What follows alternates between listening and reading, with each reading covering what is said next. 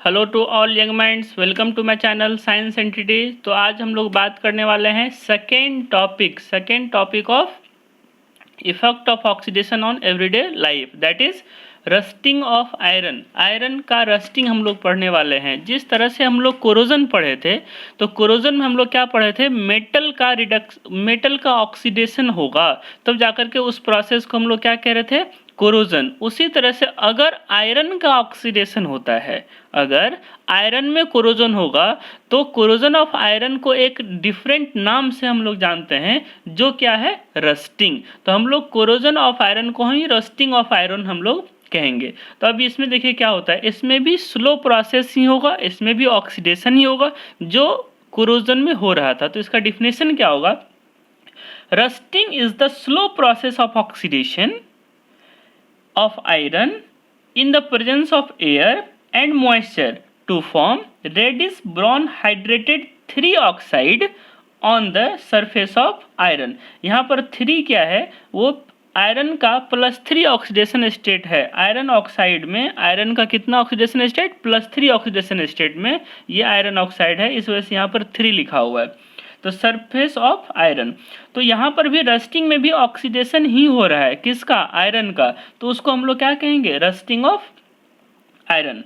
तो अब दूसरा टॉपिक है आपका, दूसरा पॉइंट है chemical composition of rust is. Rust का केमिकल कंपोजिशन होता है Fe2O3.XH2O। यहाँ पर X जो है number of molecules of H2O है। जिस इन्वायरमेंट में आप रस्टिंग को कंसिडर कर रहे हैं, उसमें जितना ज़्यादा H2O मॉलिक्यूल्स होगा उतना ज़्यादा यहाँ पर जुड़ेगा।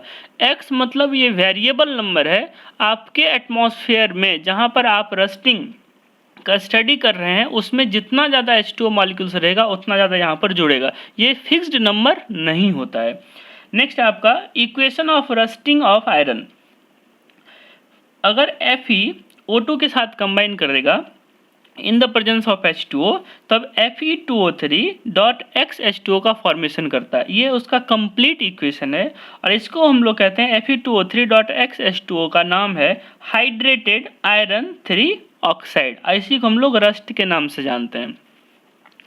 नेक्स्ट आपका टर्म है necessary condition for rusting. Rusting के लिए नेसेसरी कंडीशन क्या होना चाहिए, फर्स्ट क्या है, first one is presence of oxygen और एयर और ऑक्सीजन अगर रहेगा तब जाकर के ऑक्सीडेशन होगा और उसी प्रोसेस को हम लोग क्या कह रहे थे, रस्टिंग।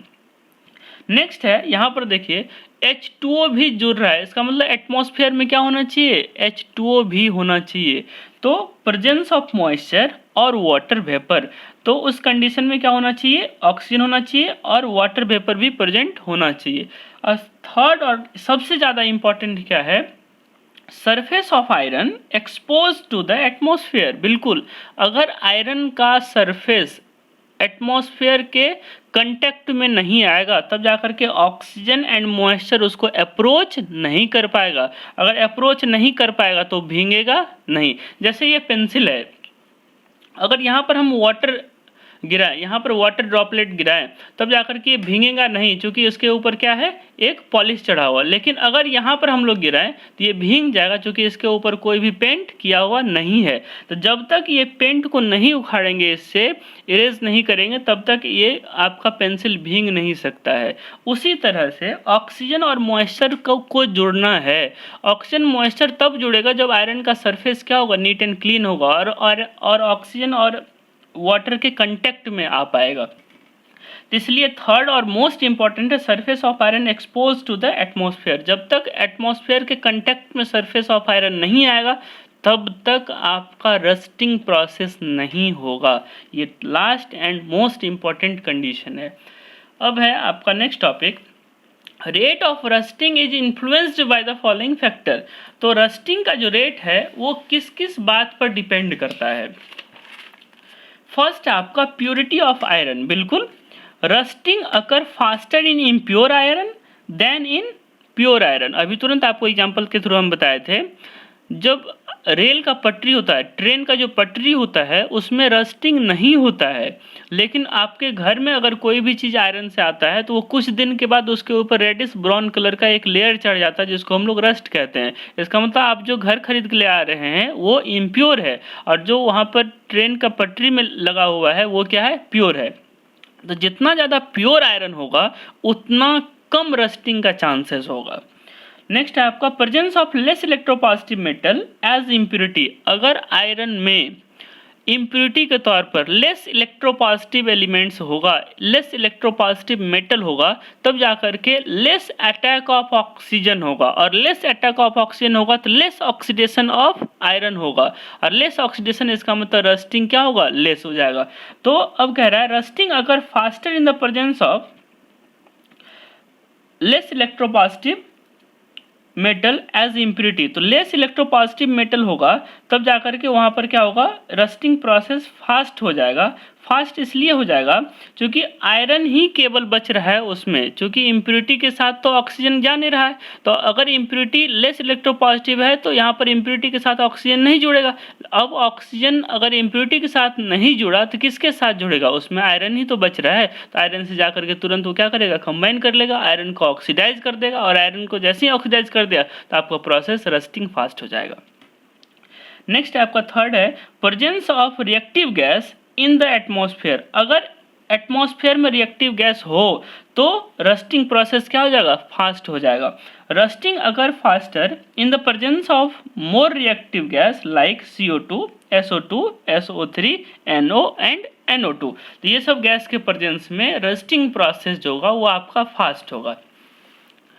आपका फोर्थ है presence of salts in water. बिल्कुल, अगर रस्टिंग को देखें तो रस्टिंग अगर faster in sea water than the normal water. Normal water में रस्टिंग स्लो होगा और आपका सी वाटर में रस्टिंग फास्ट होता है।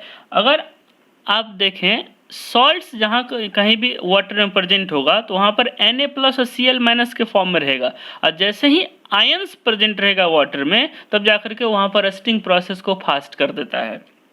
तो यहाँ पर लॉजिक यही है सी वाटर कहने का, जो उसमें आपका सॉल्ट्स ज़्यादा होगा, और सॉल्ट्स Na+ और Cl- के फॉर्म में रहता है। Na+ और Cl- आयन है, और आयन के प्रेजेंस में आपका रस्टिंग फास्ट होता है। नेक्स्ट है आपका temperature. The rusting increases with each 10 degree rise in temperature. तो अगर हम लोग देखें तो रस्टिंग अगर टेम्परेचर को 10 डिग्री से राइज करते जाएंगे तो रस्टिंग भी क्या होगा, रस्टिंग का रेट भी इंक्रीज करते जाएगा। तो rusting increases with each 10 degree rise in temperature. Next term है आपका इफेक्ट ऑफ रस्टिंग। रस्टिंग का इफेक्ट क्या होता है, तो rusting of iron lead to the weakening of the strength of iron. बिल्कुल, स्ट्रेंथ ऑफ आयरन को क्या करेगा, ये वीक कर देगा, and the iron become brittle. तो अब रस्ट को जैसे ही आप छूते हैं तो रस्ट को ऐसे करके जैसे तोड़िएगा तो टूट जाता है, इसका मतलब ब्रिटल हो गया। और आयरन जिस किसी भी आयरन के रड में रस्टिंग हो रहा होता है और हुआ रहता है, उसको अगर आप इस तरह से बेंड करिएगा तो तुरंत वो मुड़ जाता है। तो इसका मतलब स्ट्रेंथ को भी वीक कर दिया और रस्ट जो है वो ब्रिटल बना दिया, किसको, मेटल को। तो ये आपका था इफेक्ट ऑफ रस्टिंग। नेक्स्ट आपका टर्म है prevention of iron from rusting. अगर आपके यहाँ कोई भी चीज़ है और उसका रस्टिंग हुए जा रहा है, अब उसको क्या करना है, रस्टिंग से बचाना है। तो हम लोग कैसे बचाएंगे, तो सबसे पहला the method of prevention of rusting aim of separation iron to come in contact with air and H2O। तो अब क्या कर रहा है, H2O और एयर के कंटेक्ट में जैसे ही आयरन आता है तब जाकर के वहाँ पर रस्टिंग प्रोसेस होता है। तो अब H2O के कंटेक्ट में नहीं आए और ऑक्सीजन के कंटेक्ट में नहीं आए, कुछ ऐसा प्रोसेस आप करिए जिसमें आयरन का जो सरफेस है वो H2O के कंटेक्ट में नहीं आ पाए और ऑक्सीजन के कंटेक्ट में भी नहीं आ पाए। जैसे ये दोनों प्रोसेस आप करवा देते हैं तो रस्टिंग क्या होगा, वहाँ से रुक जाएगा, वहाँ पर रस्टिंग नहीं होता है। The following method are use to prevent rusting. सबसे पहला मेथड है सरफेस कोटिंग। सरफेस को क्या करिए आप, कोटिंग कर दीजिए। अब कह रहा है सरफेस कोटिंग विथ, सबसे पहला है ऑयल, ग्रीसेस, पेंट और वर्निसेस। तो वर्निसेस, पेंट, ग्रीस और ऑयल से क्या करिए, उसके सरफेस को कोटिंग कर लीजिए। नेक्स्ट है आपका थीन लेयर ऑफ Zn। तो आयरन के सरफेस पर एक थीन लेयर किसका चढ़ा दीजिए आप, Zn का। और थीन लेयर Zn के चढ़ाने के प्रोसेस को हम लोग कहते हैं गैल्वेनाइजेशन। तो आयरन का अगर गैल्वेनाइजेशन करवा देते हैं तब जाकर के वहाँ पर रस्टिंग का प्रोसेस जो होगा वो स्लो हो जाता है। तो गैल्वेनाइजेशन ऑफ आयरन, तो यहाँ पर थीन लेयर ऑफ Zn को चढ़ाने के प्रोसेस को हम लोग क्या कहते हैं, गैल्वेनाइजेशन। और गैल्वेनाइजेशन अगर आयरन का करवा देंगे तो वहाँ पर भी क्या होगा, रस्टिंग प्रोसेस स्लो हो जाएगा। नेक्स्ट है आपका thin layer of tin, Sn। और इस प्रोसेस, ये जो process thin layer of tin जो हम चढ़ाते हैं किसी भी आयरन के सरफेस पर, तो उस प्रोसेस को हम लोग कहते हैं टीनिंग। तो टीनिंग अगर हम लोग करवा देंगे किसी भी आयरन से बने हुए सब्सटेंस के ऊपर, तब जाकर के क्या होगा, वहाँ पर भी रस्टिंग प्रोसेस स्लो हो जाएगा। नेक्स्ट है आपका सॉल्यूशन ऑफ सोडियम क्रोमेट। तो अगर सरफेस का कोटिंग करवा देंगे किससे, सॉल्यूशन ऑफ सोडियम क्रोमेट से, तो यहाँ पर भी रस्टिंग प्रोसेस क्या होगा, लेट से होगा, धीरे धीरे होगा, या फिर रुक भी सकता है कुछ दिन के लिए। नेक्स्ट है आपका कैथोडिक प्रोटेक्शन। तो कैथोडिक प्रोटेक्शन हम लोग किसको कहते हैं, connecting it with more electro या फिर मोर रिएक्टिव मेटल। तो अगर आयरन को हम लोग मोर रिएक्टिव मेटल के साथ कनेक्ट कर देंगे तब जाकर के यहाँ पर भी रस्टिंग प्रोसेस नहीं होता है। तो इस प्रोसेस को हम लोग कहते हैं कैथोडिक प्रोटेक्शन। नेक्स्ट है आपका electroplating it with corrosion resistant metal like Ni, nickel and chromium. तो इलेक्ट्रोप्लेटिंग हम लोग कर देंगे किससे, निकेल एंड क्रोमियम से। तो निकेल और क्रोमियम मेटल का ऊपर से क्या कर देंगे, एक लेयर चढ़ा देंगे जिसको हम लोग कहेंगे इलेक्ट्रोप्लेटिंग। ये इलेक्ट्रोलाइसिस के थ्रू करवाते हैं। इलेक्ट्रोलाइसिस आपको प्रोसेस हम पढ़ा चुके हैं। तो इलेक्ट्रोलाइसिस प्रोसेस के थ्रू निकेल एंड क्रोमियम का क्या करेंगे, उसके ऊपर लेयर चढ़ा देंगे, जिस वजह से रस्टिंग क्या होगा, रुक जाएगा। नेक्स्ट आपका alloying, rusting is prevented by alloying of iron. तो अगर आयरन का हम लोग एलॉय बना देंगे तो वहां पर भी रस्टिंग क्या होगा, रुक जाएगा। तो ये टोटल आपका था total concept for the prevention of iron from rusting. तो रस्टिंग से हम लोग किस तरह से आयरन को बचाएंगे, ये टोटल डिटेल में स्टडी आपको हम करवा दिए। और ये आपका पूरे का पूरे कंसेप्ट हो गया रस्टिंग से रिलेटेड। Okay, thank you.